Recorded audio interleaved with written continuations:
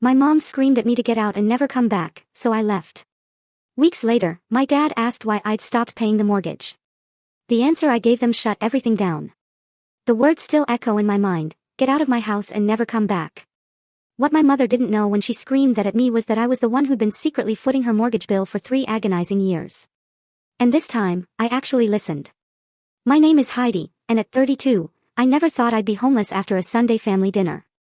The shock on my dad Richard's face when he called weeks later, asking about a bank notice, is something I'll never forget. Growing up in the Hamilton household was like walking on eggshells, especially around my mother, Gloria. From my earliest memories, her expectations were impossibly high, almost designed to make me fail. My dad, Richard, was the peacemaker. He'd slip into my room after one of Mom's storms, assuring me everything would be okay. But he never actually stood up to her.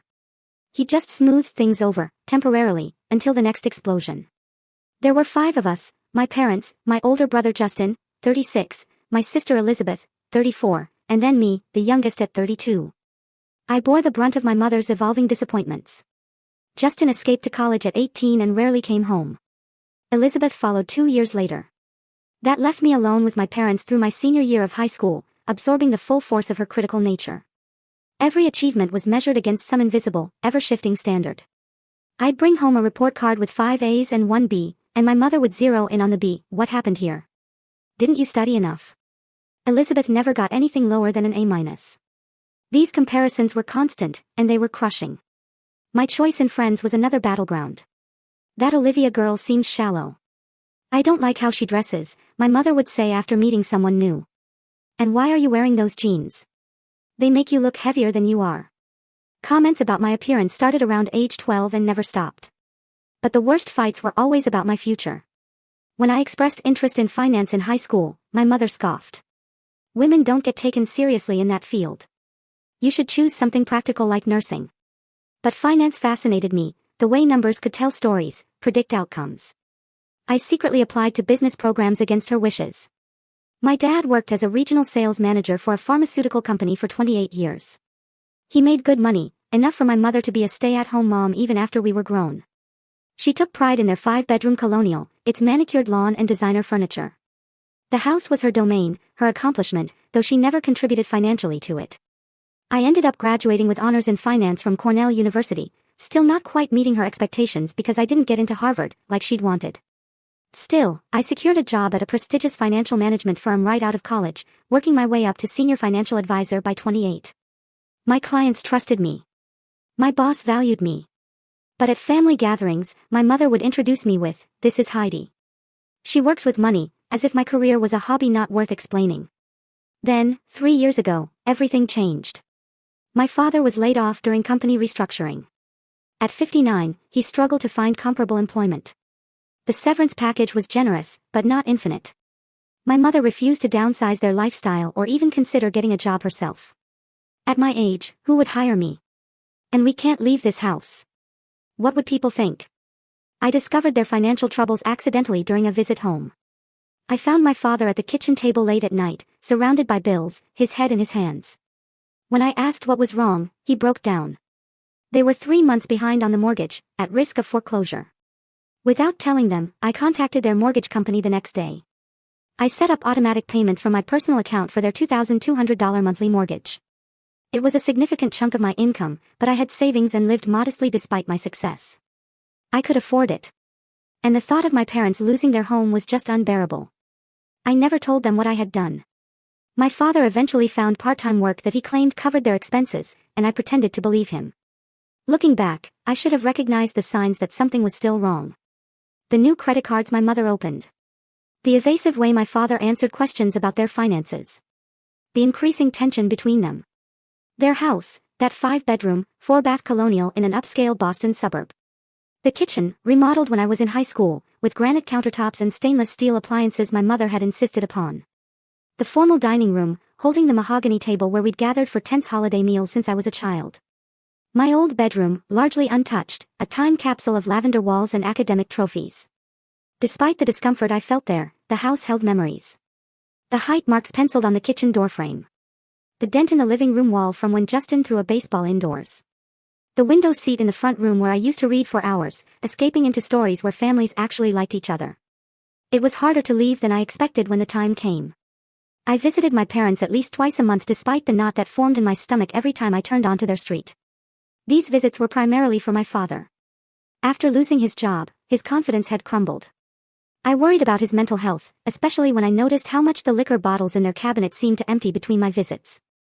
The warning signs were everywhere, intensifying over the past year.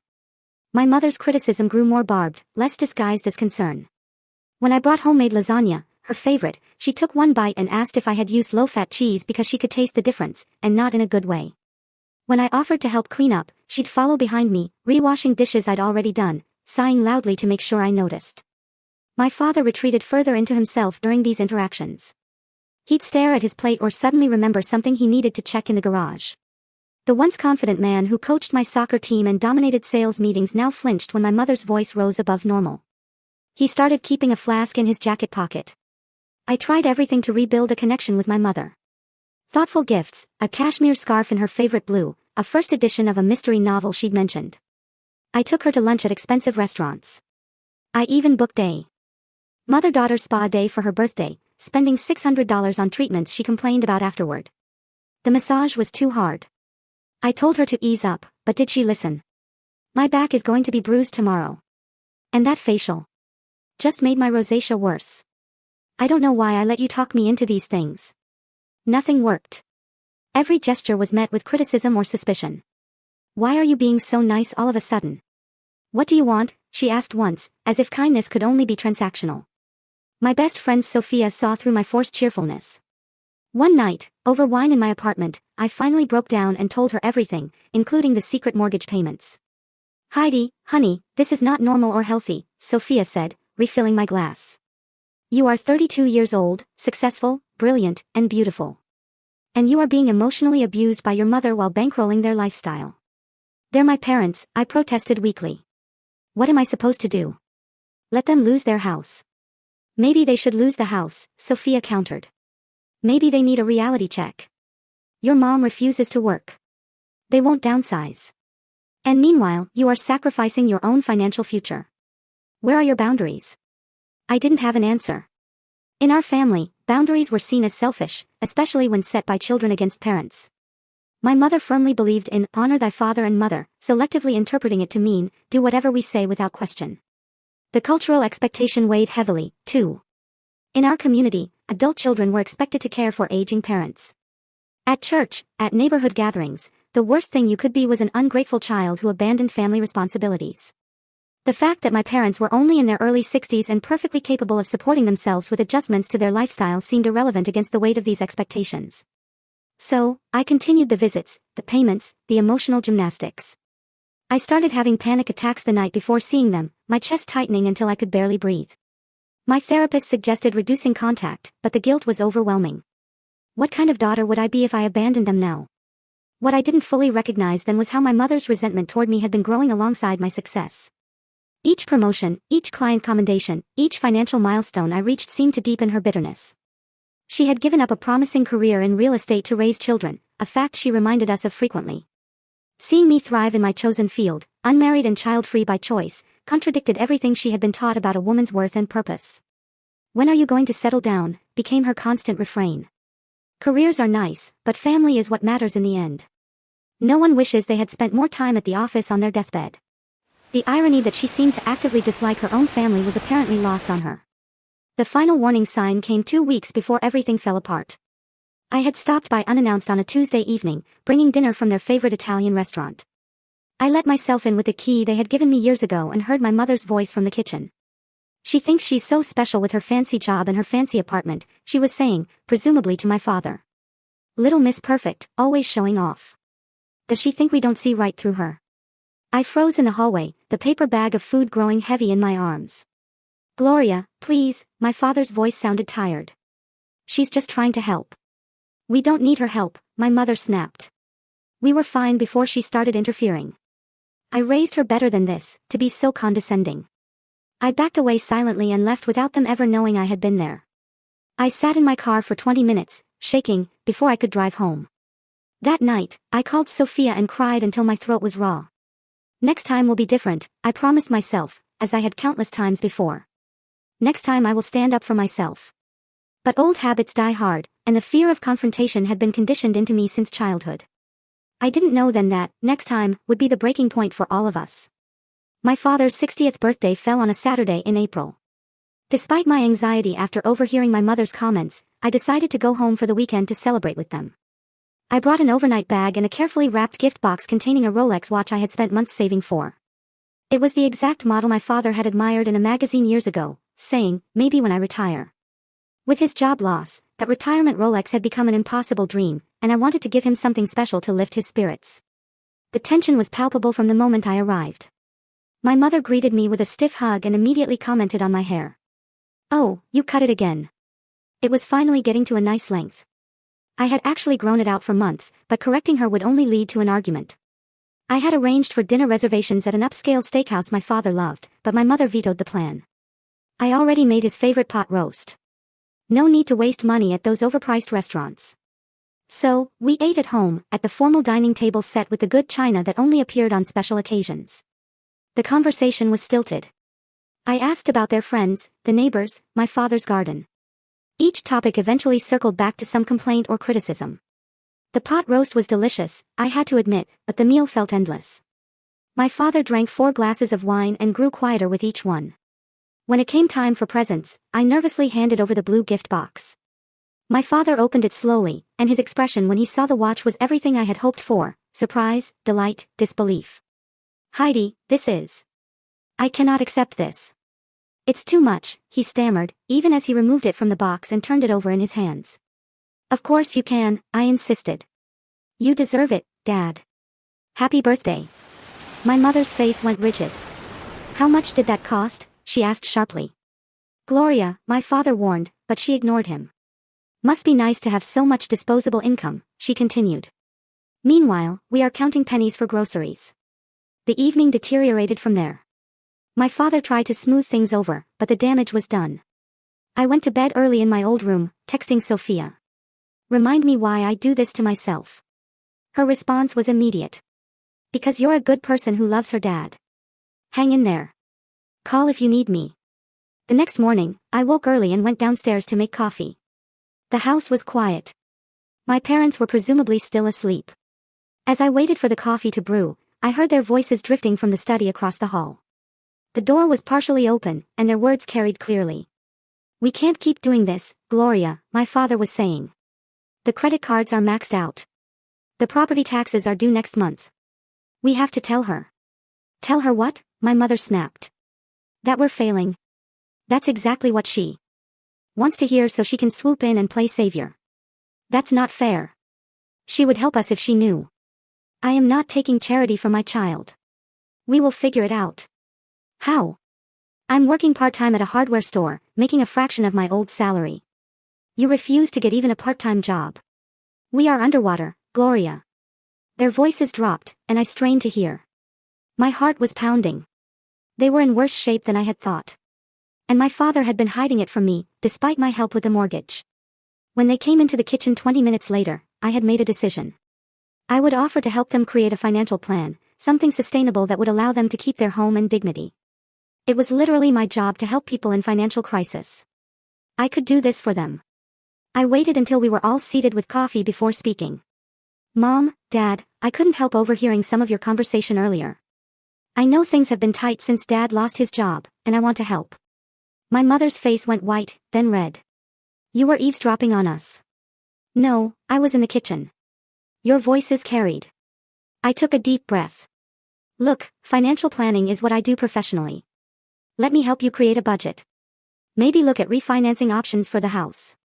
"So now we need your professional help." My mother's voice had taken on that dangerous edge I recognized from childhood. "You think we're incompetent? That we can't manage our own affairs?" "That's not what I said at all." I tried to keep my voice calm, but it sounds like things are serious and I have resources and knowledge that could help. "Of course you do," she said sarcastically. "Little Miss Perfect with all the answers. You have no idea what the real world is like. You've had everything handed to you." The unfairness of this statement stunned me. I had worked through college, graduated with loans I had paid off through years of careful budgeting. Nothing had been handed to me except criticism and impossible standards. "Mom, that's not true and you know it," I said, my voice stronger than I expected. I have worked incredibly hard for everything I have, and I am just trying to help. We don't need your help, she snapped. And we certainly don't need your judgment. It's not judgment. It's concern, I insisted. Dad just said you are underwater financially. The property taxes are due. Your credit cards are maxed out. These are serious problems.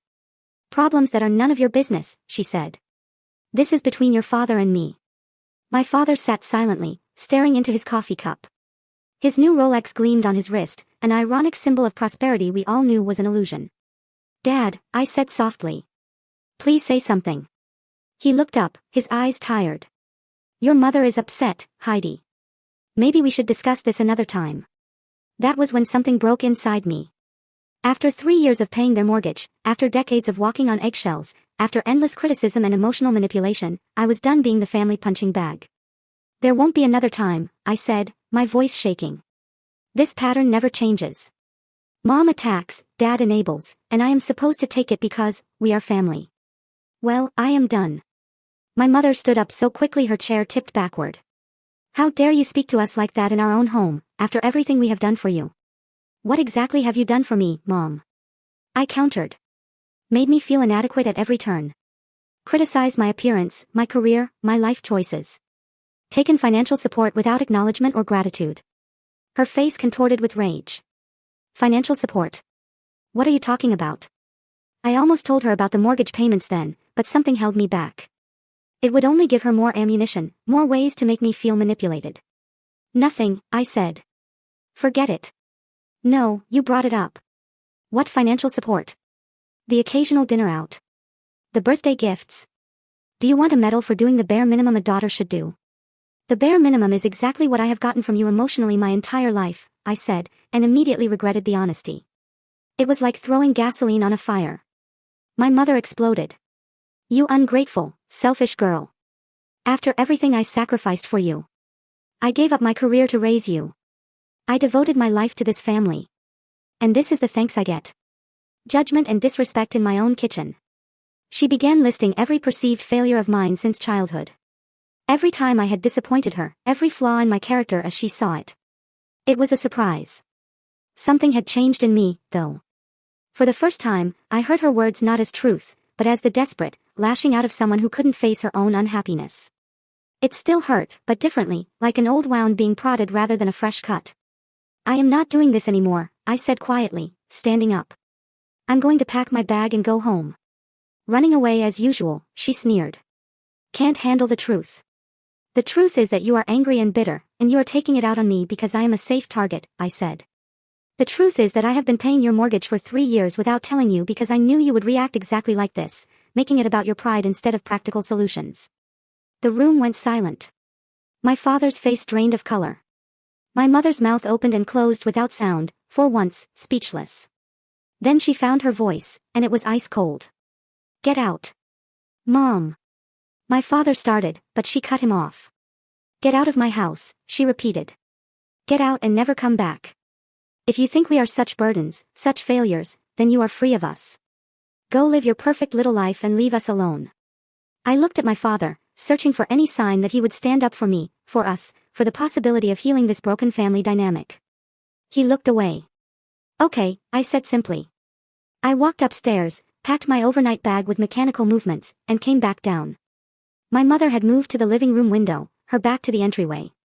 My father stood helplessly in the hallway. Heidi, she doesn't mean it, he whispered. Give her time to calm down. She means it, I said. And for once, I am going to take her at her word. I walked out the front door, closing it quietly behind me. As I drove away, I glanced in the rearview mirror at the house where I had grown up, never suspecting it would be the last time I saw it as someone welcomed there. The 40-minute drive from my parents' suburban home to my apartment in the city passed in a blur. My hands gripped the steering wheel so tightly my knuckles turned white. I didn't cry. I didn't scream. I just drove, numb and hollow, as if someone else was controlling my body. When I arrived home, I sat in my parked car for nearly an hour, unable to summon the energy to go inside. Finally, my phone buzzing with a text from Sophia broke the trance. How's the birthday weekend going? Surviving? I called her immediately, and to my surprise, my voice was steady as I recounted what had happened. It was only when I reached the part about my mother's final words that my composure cracked. She told me to get out and never come back, I said, and then the tears came, hot and relentless. And I left, Sophia. I just left. Where are you now? She asked, concern evident in her voice. In my car, outside my building. I'm coming over. Don't move. 20 minutes later, Sophia arrived with a bottle of wine and a bag from the deli down the street. She took one look at me, still sitting in my car, and opened the passenger door, sliding in beside me. First hug, then food, then wine, then we figure this out, she said, pulling me into her arms. I spent that night on Sophia's sofa, unable to be alone with my thoughts.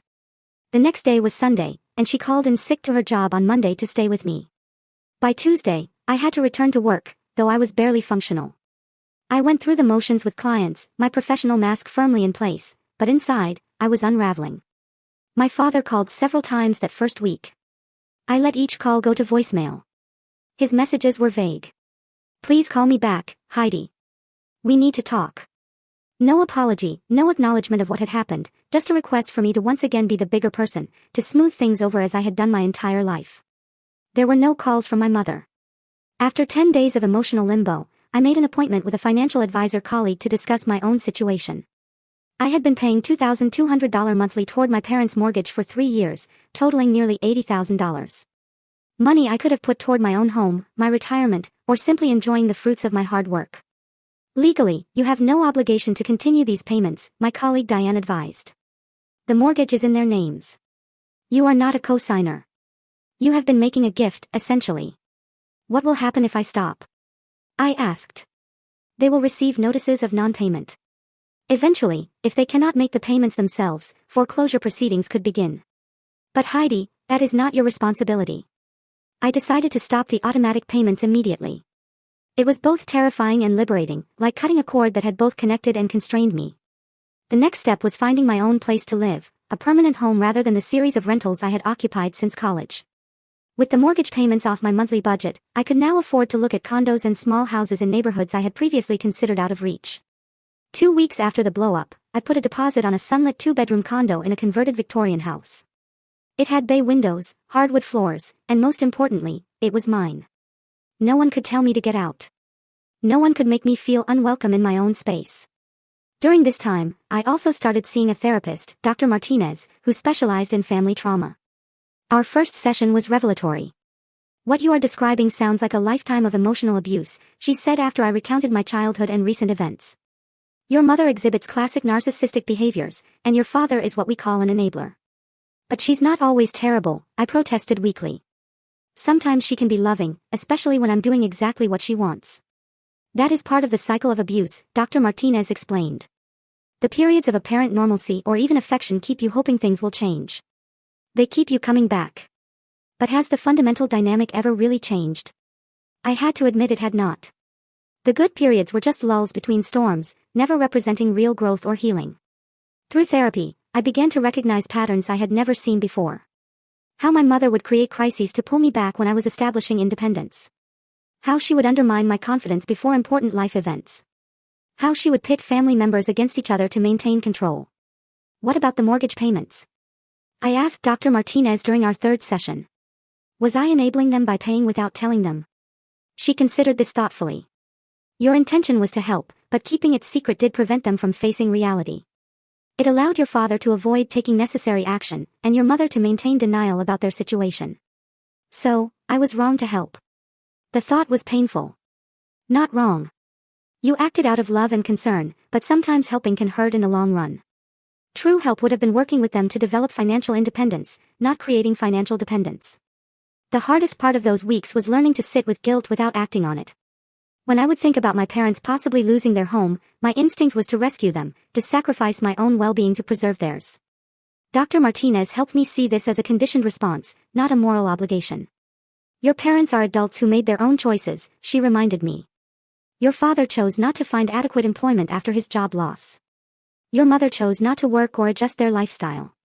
These were choices, not circumstances thrust upon them. Gradually, the panic attack subsided. I slept through the night more often.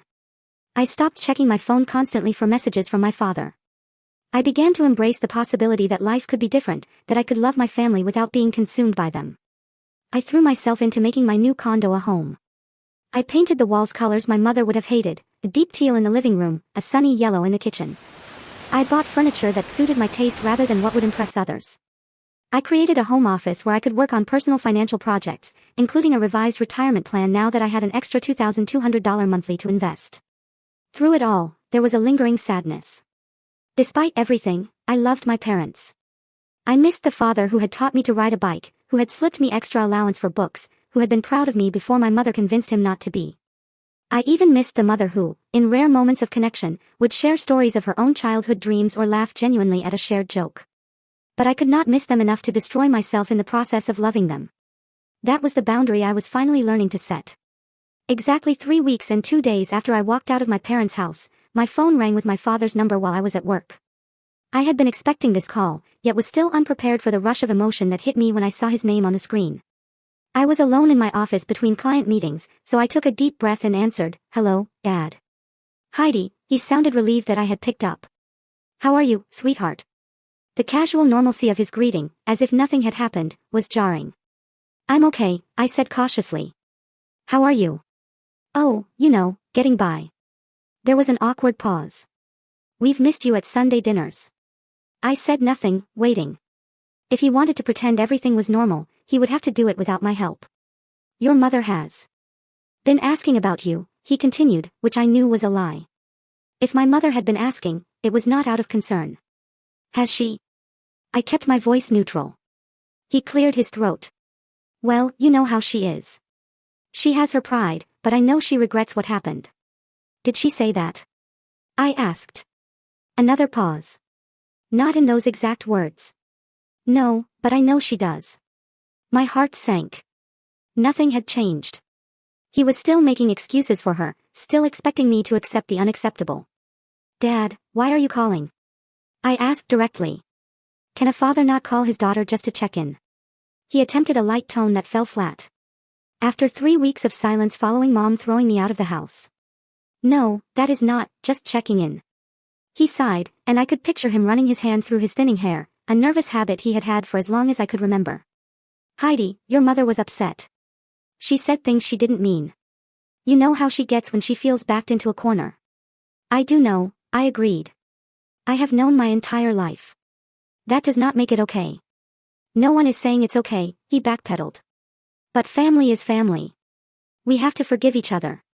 Forgiveness requires acknowledgement and change, Dad. Has Mom acknowledged what she did? Has anything changed?" The silence on the other end of the line told me everything I needed to know. "I thought so," I said softly.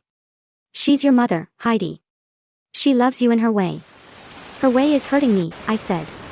"It always has." Another long pause. I could hear him breathing, gathering his courage for what I now realized was the real purpose of his call. "There's something else," he finally said. "Did you know the bank sent us a notice about the mortgage?" My heart began to race, but I kept my voice steady. "What kind of notice?" "A late payment notice, then another. They're threatening to begin foreclosure proceedings if we don't catch up." "I don't understand it. The payments have always gone through automatically." "Have they?" I asked. "Yes, for the past 3 years. Ever since." He trailed off, and I could hear the moment realization began to dawn. "Heidi, what did you mean when you said you had been paying our mortgage?" The moment of truth had arrived. Part of me wanted to deflect, to protect him from the reality of how much I had sacrificed while they had taken me for granted. But I was done with secrets and enabling. "I meant exactly what I said, Dad. I have been making your mortgage payments, $200 every month, for the past 3 years. That is why they were always on time, regardless of your financial situation." The silence that followed was deafening. "That's not possible," he finally said, his voice faint. We would have known." "How? You never looked at the payment details, did you?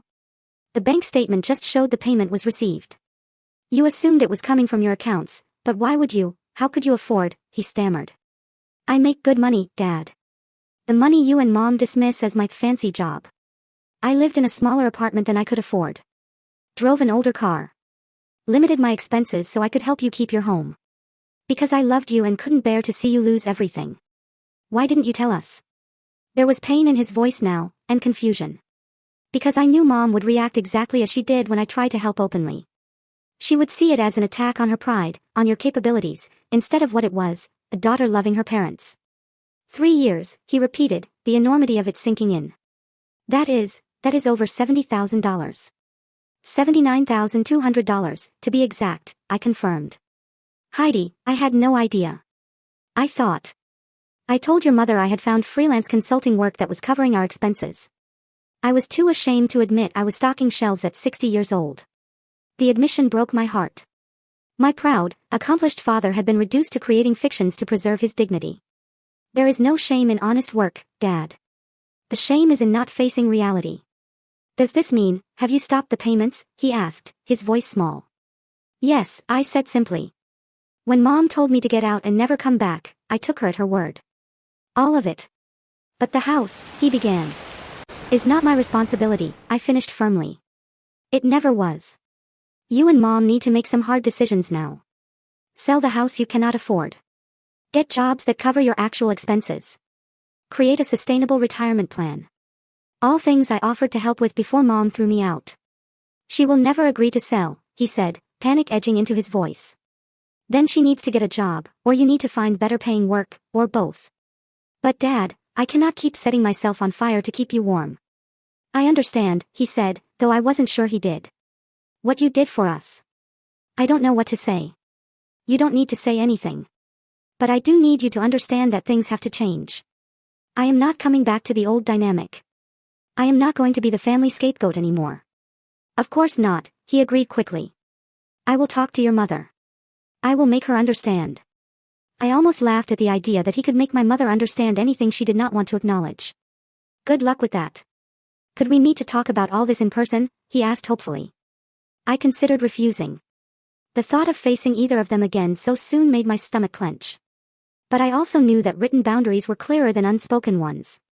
Not at the house, I said firmly. I will meet you at Riverside Cafe on Thursday at noon. Just you, not Mom. I am not ready to see her yet. He agreed quickly, thanking me repeatedly before we hung up. After the call ended, I sat at my desk shaking. I had finally told the truth, and the world had not ended. In fact, for the first time in years, I felt like I could finally breathe. I arrived at Riverside Cafe 20 minutes early on Thursday, choosing a table in the back corner where I could see the door. I had prepared for this meeting with the same thoroughness I would use for an important client presentation. Dr. Martinez and I had role-played potential scenarios. I had written down my boundaries and practiced stating them clearly and calmly. Remember, you are not responsible for their emotions or reactions, she had advised during our emergency session the day before. You are only responsible for communicating your own needs and limits with clarity. My father arrived exactly on time, looking like he had aged years in the few weeks since I had seen him. His shoulders were hunched, his face gaunt. The Rolex I had given him was conspicuously absent from his wrist, and I wondered if he had pawned it already. Heidi, he said with visible relief, as if he had half expected me not to show up. Thank you for meeting me. I nodded, gesturing to the chair across from me. We ordered coffee, and an uncomfortable silence fell between us until the server left. How have you been? He asked tentatively. I have been. Reflecting a lot, I said, sidestepping the politeness. On our family dynamics, on my role in them. On what I want moving forward. He nodded, looking down at his coffee. I have been doing some thinking, too. Tell me. Tell me, I encouraged. He took a deep breath. I want to start by saying I am sorry. Not just for what happened that day, but for years of not protecting you from your mother's anger. For allowing you to become her target. For taking your support without acknowledgement. It was more self-awareness than I had expected, and it momentarily threw me off balance. Thank you for saying that, I managed. After we spoke on the phone, I went through our bank records, he continued. I saw the truth. For 3 years, you have been carrying us while I pretended everything was fine. He looked up, his eyes wet. I feel ashamed, Heidi. Deeply ashamed.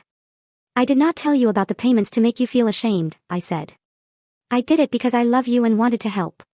I know, he said. That makes it worse somehow. He wiped at his eyes with a napkin. A father should provide for his children, not the other way around. At least not when the parents are still able-bodied and capable. It's not about gender roles or traditional expectations, Dad. It is about honesty and reciprocity. I would have gladly helped you if you had been honest about your situation. And if that help had been met with gratitude instead of hostility. He nodded, accepting this. Your mother and I have had some difficult conversations since your call. I can imagine, I said dryly. She didn't believe me at first about the mortgage payments. She accused me of making it up to manipulate her. He sighed. I had to show her the bank statements, the dates of the payments, the account number they came from. And she cried, he said simply. I haven't seen your mother cry in years, not since her father died. I was not sure how to feel about this. Part of me, the wounded child inside, felt vindicated.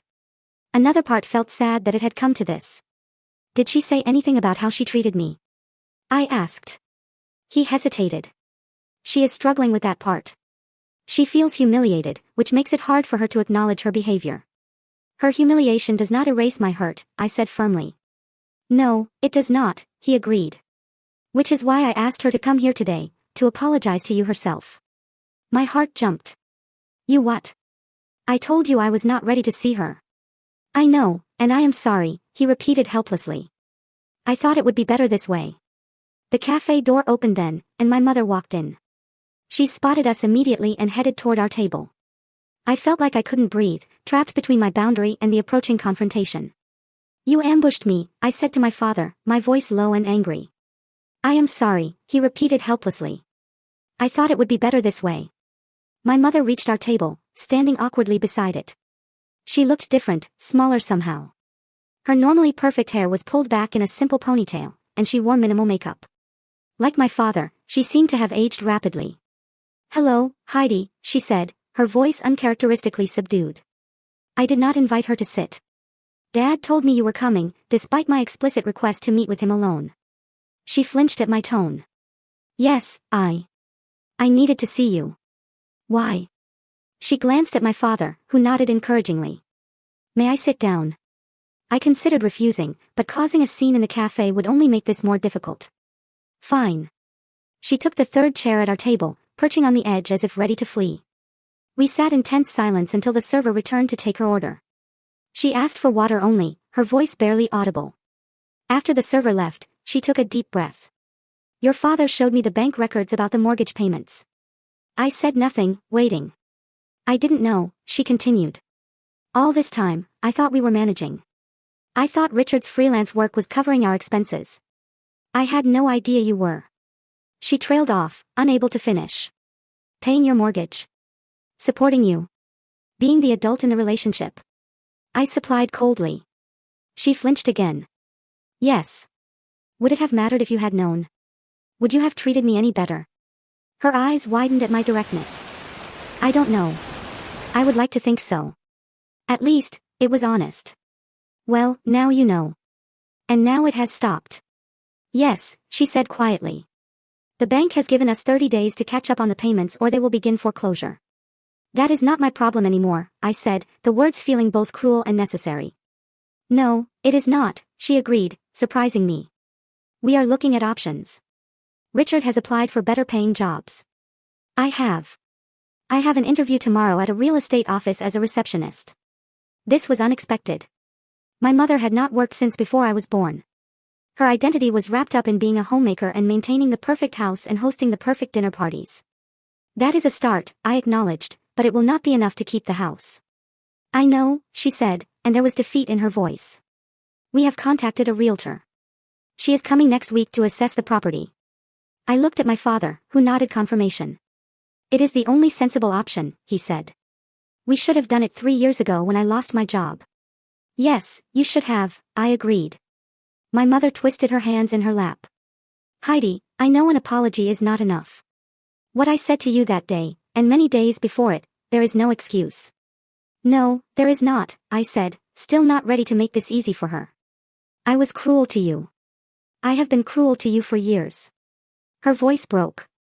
I told myself it was for your own good, that I was pushing you to be your best. But the truth is, I was jealous. This admission stunned me into silence. I gave up my career to raise you children. It was what women of my generation were expected to do. I don't regret having you, but I regret losing myself in the process. And when you became so successful, so independent, doing exactly what I had given up. She shook her head. It was easier to criticize you than to face my own regrets. It was the most self-aware thing I had ever heard my mother say. Part of me wanted to embrace this moment of vulnerability, to rush toward reconciliation. But the wiser part, the part that had been working with Dr. Martinez, knew that one moment of clarity did not undo decades of damage.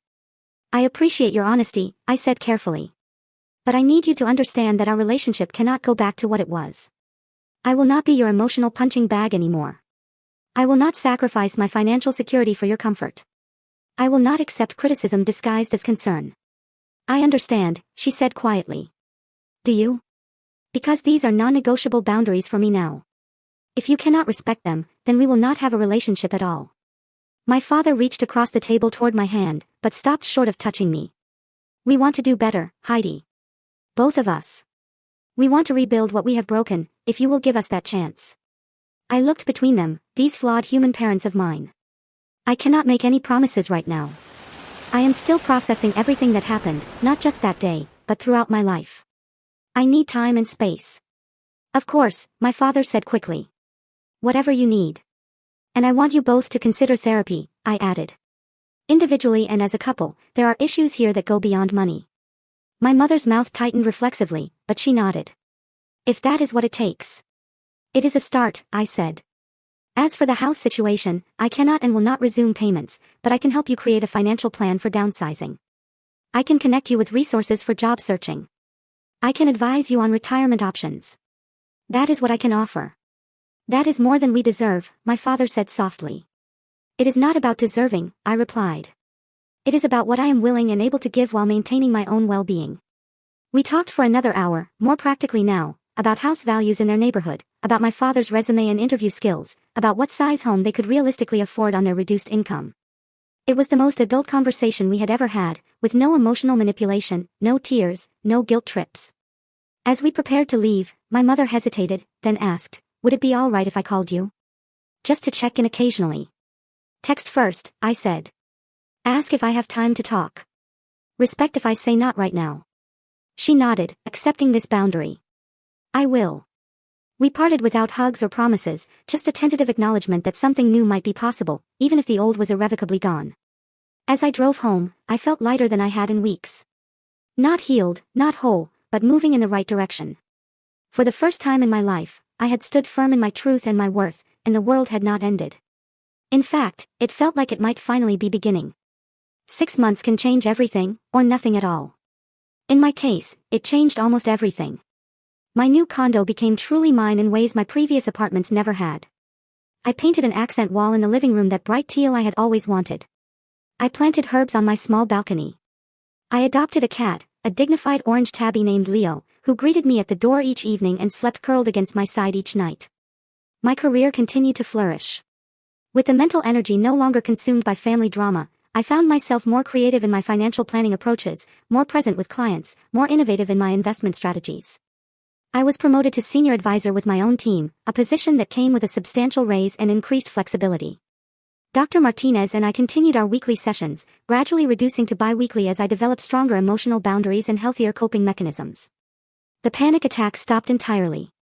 The nightmares about my mother's criticism faded. The constant background hum of anxiety quieted. You have done remarkable work, Dr. Martinez told me during a session marking our 6-month anniversary of working together. Many people spend years, even decades, trying to break free from toxic family patterns. You have made tremendous progress in a relatively short time. It doesn't feel short, I admitted. It feels like the longest 6 months of my life. Growth is painful, she agreed. But you have not just survived this period, you have transformed through it. My relationship with my parents evolved slowly, with careful steps forward and occasional steps back. My father found a position as a sales manager at a smaller company, making about 60% of his previous salary, but with less stress and more appreciation. He seemed genuinely happier despite the financial adjustment. More surprisingly, my mother not only took the receptionist job, but excelled at it.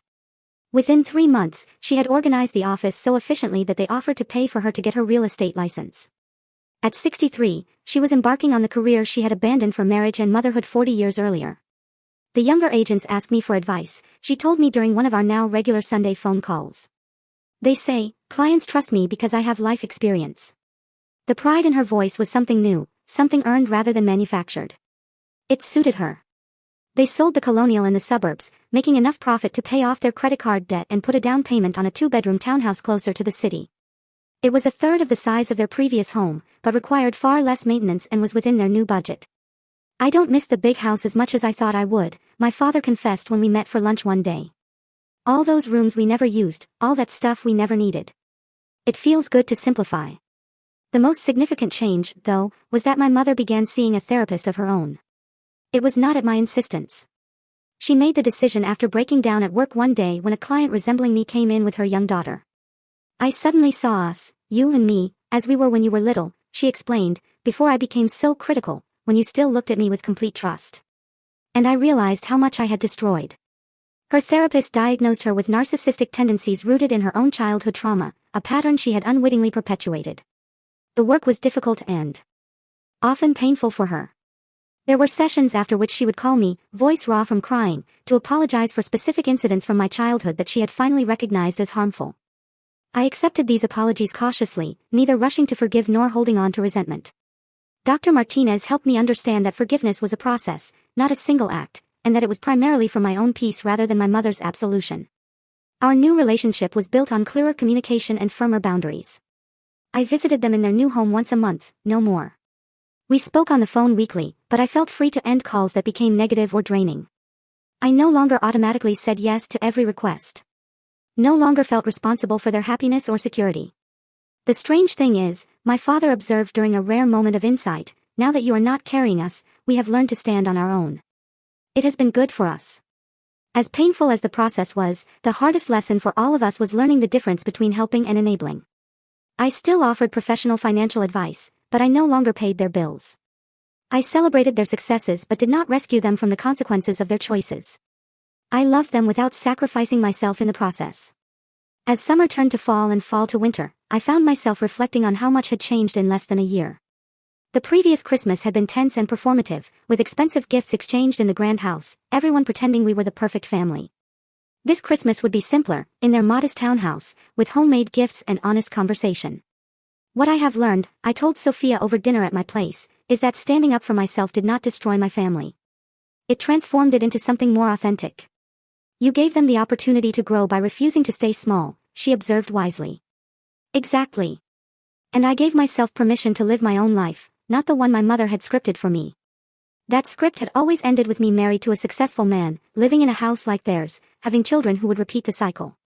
Instead, I was building a different story, one where success was measured by peace rather than possessions, where relationships were based on mutual respect rather than obligation, where love did not require the sacrifice of self." The irony was that by setting those boundaries, by refusing to continue paying the mortgage and enabling their financially unsustainable lifestyle, I had helped my parents find their own strength and independence. My mother was happier working than she had ever been as a homemaker. My father was rediscovering interests and friendships that had been overshadowed by career pressure. We were all, in our own ways, finally growing up. Sometimes the greatest act of love is not sacrificing everything, but rather allowing others the dignity of facing reality. Sometimes the strongest families are not those that never break, but those that learn how to rebuild differently after breaking. Sometimes the deepest healing comes only after the most painful truths have been spoken aloud. If you have found yourself in a similar situation, trapped in unhealthy family dynamics or carrying burdens that are not yours to bear, I hope my story offers some encouragement. Setting boundaries is not selfish. It is necessary for authentic relationships. Loving someone does not mean sacrificing your well-being for theirs. You can honor your family while still honoring yourself. I would love to hear about your experiences with family boundaries or financial independence in the comments below. Has anyone else discovered that stepping back actually helped their loved one step up? Your story might be exactly what someone else needs to hear today. Thank you for listening, and remember, true love uplifts rather than diminishes. Take care of yourselves and each other.